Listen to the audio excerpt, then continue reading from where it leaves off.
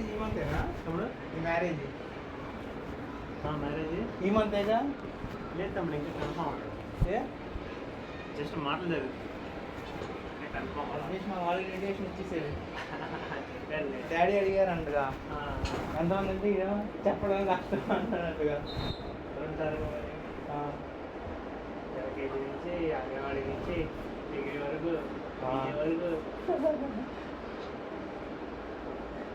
Discussion జరుగుతుంది. Confirm అయిన తర్వాత ఈ మంత్ అని చెప్పాడు మాకు. లేదు ఈ మంత్ జరగదు మేబీ నేను అనుకుంటాం.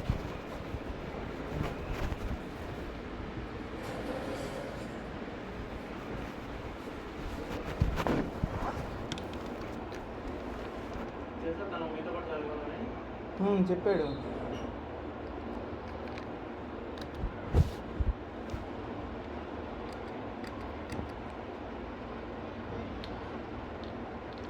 చర్చిలోనే అని కూడా చెప్పాడు.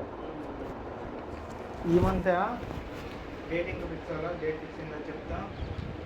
డేట్ మాత్రం ఫిక్స్ అవ్వలేదు. కొంచెం డిస్కషన్ ఉంటాయిగా దానికి సంబంధించిన మాట్లాడి ఇది ఎలా చేయాలి, ఎట్లా ఉండాలి, ఈ విధంగా కొన్ని ఉంటాయి కదా పెద్దవాళ్ళు మాట్లాడుతుంది. ఆ మాటలు జరిగింది. ఆ మాటలు జరిగిన తర్వాత కన్ఫామ్ అయిపోయిన తర్వాత డేట్ ఫిక్స్ అయ్యింది. ఈ మంత్ మ్యాక్సిమం వచ్చిన పట్టాలి.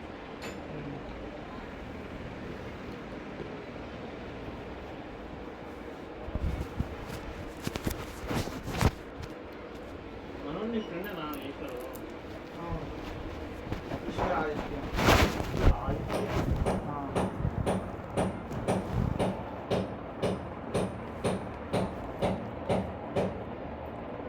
జాబా ఎవరు? లేదు, చదువుతున్నాడు.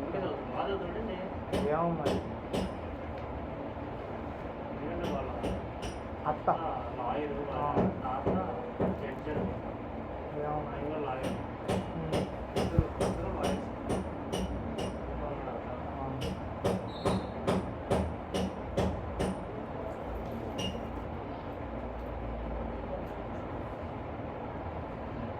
చెల్లి ఏం చేస్తున్నారు? యాక్చువల్లీ ఇప్పుడు గుంటూరు కాలేజ్ అన్నమాట. Engineering, Guntur engineering college. Medical తీసుకున్నారు. ఇంటర్లో ఎంపీసీ. తీసుకున్నా కానీ వెళ్ళొచ్చు.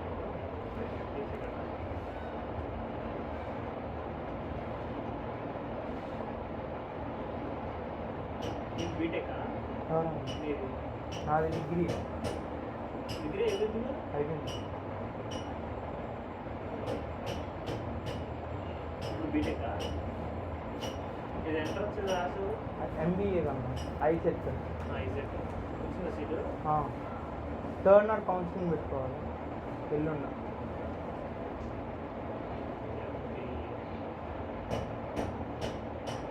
మార్కెటింగ్ అనేది ఫైనాన్స్ కానీ హెచ్ఆర్ కానీ.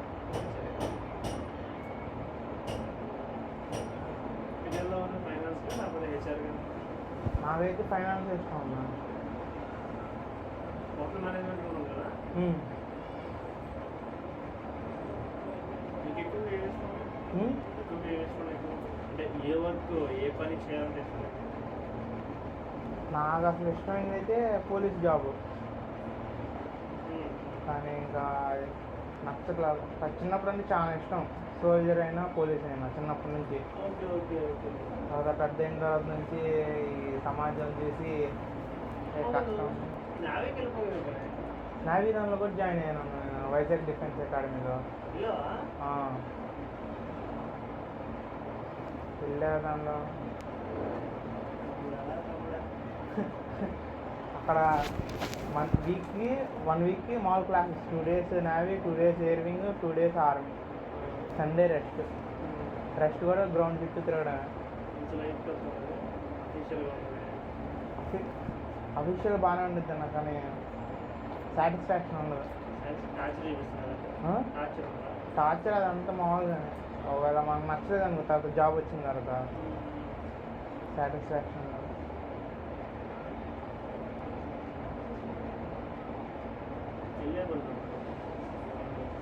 ఫస్ట్ ఏమో నాకు ఏజ్ సరిపోలేదన్న. ఏజ్ సరిపోకుండా వాళ్ళు జాయిన్ చేసేసుకున్నారు నన్ను డబ్బుల కోసం. అది మైనస్ పాయింట్ అయింది. లేదా జాయిన్ అయిపోయాను. అందరు నాతో పాటు చదివే వాళ్ళందరూ వాళ్ళు ఎంట్రన్స్ ఎగ్జామ్ అప్లై చేసుకుంటున్నారు.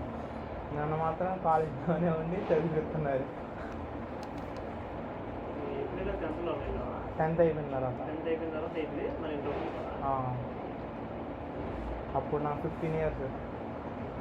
అప్పుడు అందరు 18 years ఉన్నాం కానీ వాళ్ళు బార్డర్ సెక్యూరిటీ అని వాళ్ళు చాలా వాటికి అప్లై చేసేసుకుంటూ ఉంటున్నారు. నాతో పాటు చదివే వాళ్ళందరూ పెద్దోళ్ళే.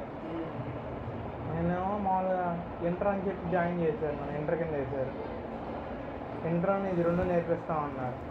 నాతో పాటు చదువుకునే వాళ్ళందరూ అప్లై చేసేసుకుంటున్నారు. నేను ఉండి ఇక్కడ వేస్ట్ అని చెప్పి ఇంక మానేసాను.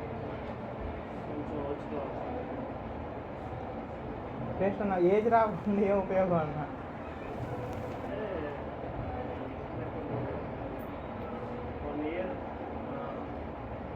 అప్పుడు నా మైనర్. నేను మైనర్ కింద వస్తా.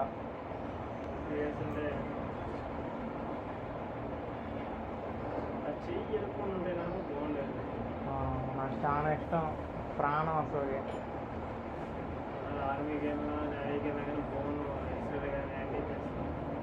అప్పుడు ఇది పైకి కూడా లేవదు చెయ్య.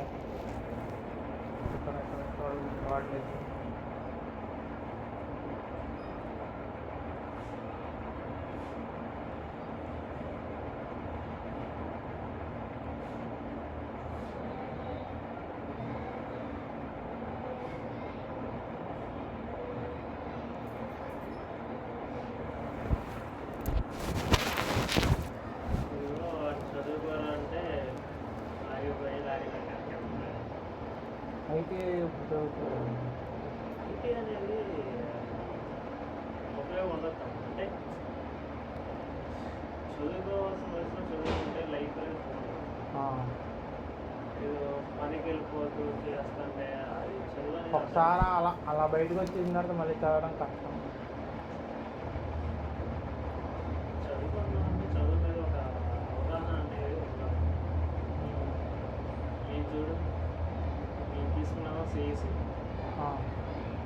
చదివింది బీకామ్ డిగ్రీ, చేస్తున్నాం మెడికల్.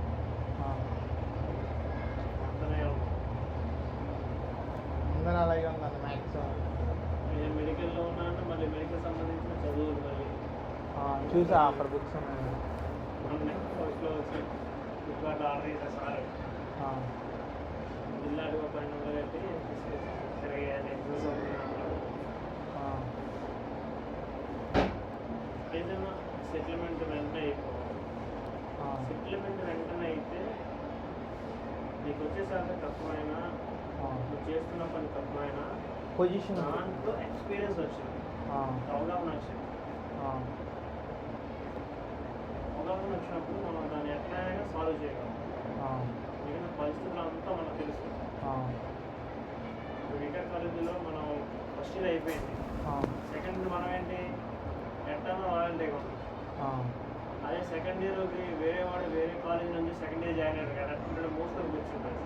ఏం తెలియదు కాబట్టి ఆయనకి ఏం తెలియదు కాబట్టి ఏదైనా అర్థం చేసుకుంటాం. కాబట్టి వెంటనే జాబ్ వచ్చేస్తే కనుక శాలరీ తక్కువైనా కానీ, జాబ్ పొజిషన్ తక్కువైనా కానీ నేను గ్రోత్ చేసుకోవడానికి ఉంటుంది.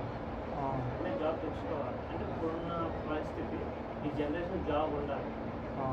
జాబ్ ఉంటేనే లైఫ్ అనేది మంచిగా ఉంటుంది. అప్పులు ఉండకూడదు. అప్పులు అనేది మన తెలియదు. అఫ్కోర్స్ మనం ఫ్రెండ్స్ చిన్న చిన్న అప్పులు అయ్యే ఉండవు కానీ ఎలా అంటే బయట తీసుకొని వడ్డీలు చెప్పడం అలాగా. ఫర్ ఎగ్జాంపుల్ మా ఫ్రెండ్స్ లైఫ్లో జరిగింది. ఫోన్ వచ్చింది, అరే మా డబ్బులు కావాలి, ఎంత అంటే 500 రూపాయలు అనుకుంటాం. అయితే 2000 3000 కూడా ఇవ్వగలన్నాం. ఎందుకంటే తర్వాత ఇస్తారు. అది 20,000 అడిగాడు. ఎందుకు అంటే మా నాన్నకి యాక్సిడెంట్ అయింది, బ్లాక్ అని చెప్పాడు. వెంటనే మా వాడు అడిగిన 10,000 వాడికి ఇచ్చి మళ్ళీ వీడెళ్ళి వేరే వాడి దగ్గర అప్పు తీసుకొచ్చి వడ్డీకి 20,000 వాడికి ఇచ్చాడు. ఇప్పుడు ఫోన్ చేసి అడుగుతుంటే నీ మీద కేసు పెడతాను. ఇప్పుడు జరిగి ఇంచుమించు ఒక 6 సంవత్సరాలు ₹1 కూడా మా అయితే 20,000 20 రూపాయలు ఇచ్చాను. అంటే ఇప్పుడు వాళ్ళ నాన్నకి ఆపరేషన్ అయిందంటే అసలు వాళ్ళ నాన్నకి కమ్యూనికేషన్ లేదు. తర్వాత ఈ బీభత్సంగా అప్పులు అంటే ఇంత వెళ్ళకూడదు. ఉంటే చేస్తాం, లేకపోతే కొంతవరకు ఎక్కువ అప్పులు చేయకూడదు. వీడి ఇల్లు వేరే దగ్గర అప్పులు చేస్తున్నారు కదా, వాడికి వీడికి ఉన్న ఫ్రెండ్షిప్ పోయింది. అట్లీస్ట్ నువ్వు ఎంత ఫ్రెండ్షిప్ ఉంటావా ఇద్దరు ఆ డబ్బుల వల్ల ఫ్రెండ్షిప్ అనేది తెగిపోయింది. ఆడు వడ్డీ కూడా వద్దన్నాడు, అసలే అన్నాడు. అసలు కూడా వీడు వివరాలు పోయాడు. వీడు 10,000 పోకుండా ఆడు 10,000 పోకుండా అట్లా అప్పుడు ఉండకూడదు. జాబ్ ఉంటాయి, జాబ్ ఉన్నప్పుడు మనం నిదానంగా ఈఎంఐ ద్వారా కట్టుకుంటాం. వాటికి మాత్రం కట్టేసుకోవాలి. రేట్ ఖర్చు లేదు కాబట్టి కట్టేసుకున్నాం అనుకో, ఫ్యామిలీ సఫర్ అవుతుంది. నిదానంగా ప్రతిదీ చేసుకోవాలి. ఎందుకంటే మళ్ళీ వయసు వచ్చిన తర్వాత మ్యారేజ్ అయిన తర్వాత ఒక అమ్మాయి మన ఇంటికి వస్తుందంటే ఆల్మోస్ట్ మనమే దానికి సెక్యూరిటీగా ఉండాలి. తిండి విషయం అయినా, బట్టలు అయినా, మంచినీళ్ళు అయినా, బయటికి తీసుకెళ్ళాలి, ఎక్కడైనా కానీ సెక్యూరిటీ మనీ. ఇప్పుడు వెళ్ళి మనం బయటికి తీసుకెళ్ళాలి, మన దగ్గర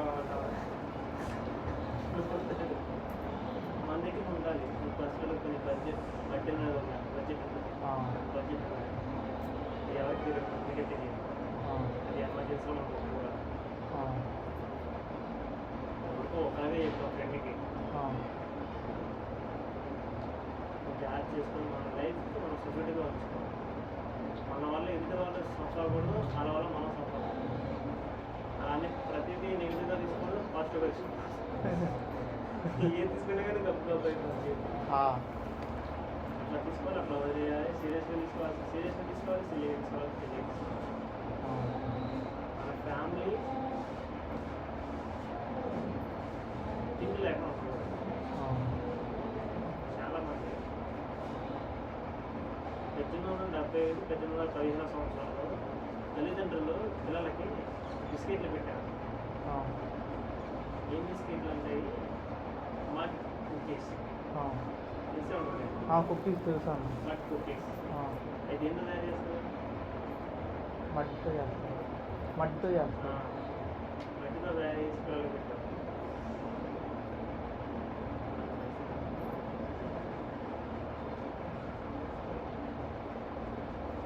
జాబులు రావద్దు, జాబులు లేకపోతే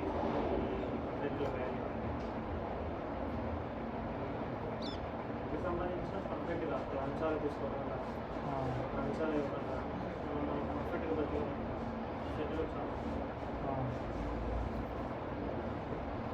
ఇప్పుడు మా హాస్పిటల్కి నా మీద తీగలాగా ఉంది.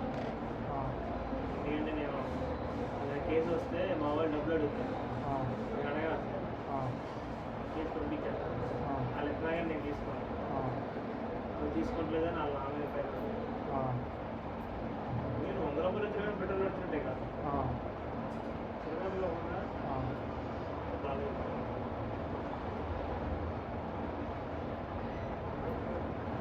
హాస్పిటల్లో ఎమర్జెన్సీ వార్డా? మాది చిన్న హాస్పిటల్, ఆ పోస్ట్ డెవలప్ చేసుకోవడానికి ఇప్పుడు గవర్నమెంట్ జాబ్ కిందనా? గవర్నమెంట్ జాబ్ అండి. ఫర్ ఎగ్జాంపుల్ కాంట్రాక్టా? కాదు కదా, నీకు అలా చెప్తాను. నువ్వు డ్రైవింగ్ చేసుకుని వెళ్తున్నావు, పోలీసు వ్యాపారంలో నువ్వు డ్రైవింగ్ చేయడానికి దగ్గర ప్రూఫ్ ఏదా? నువ్వేం చెప్తావు? Driving licence.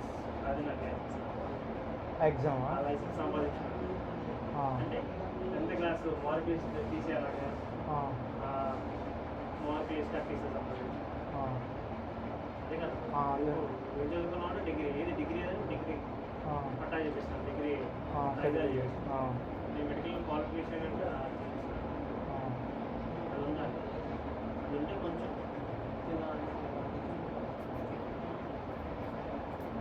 ఇది కూడా స్టడీ వచ్చి కంప్లీట్ చేసేసుకుని జాబ్ చేసేసుకున్నాను. ఆల్రెడీ నోట్లో చేశాను 1.5 year. ఇంటర్న్షిప్ మీద వెళ్ళా, తర్వాత ఇంకా డైరెక్ట్ వాళ్ళు ఆన్ రోల్ కింద తీసేసుకున్నారు. ఇంటర్న్షిప్లో వెళ్ళా ఫస్ట్, ఇంటర్న్షిప్ కింద వెళ్తే వాళ్ళేమో ఆన్ రోల్ కింద తీసుకున్నారు. ఎక్కడైనా మంచి పేరు తెచ్చుకోవడం,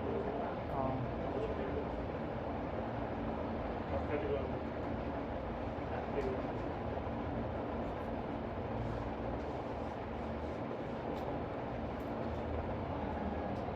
మనీ అనేది సేవింగ్లో పెట్టాలి. పర్సనల్గా సేవింగ్స్లో పెట్టాలి.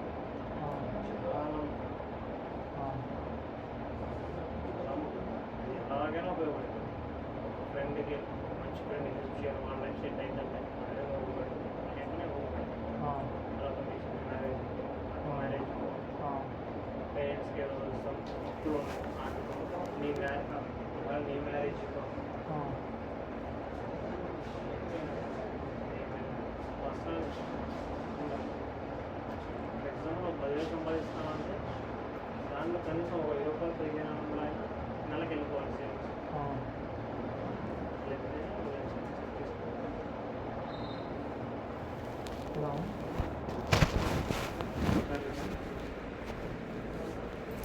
అది దిల్పాస్ నాలుగే మా ఇండియా ఓకే.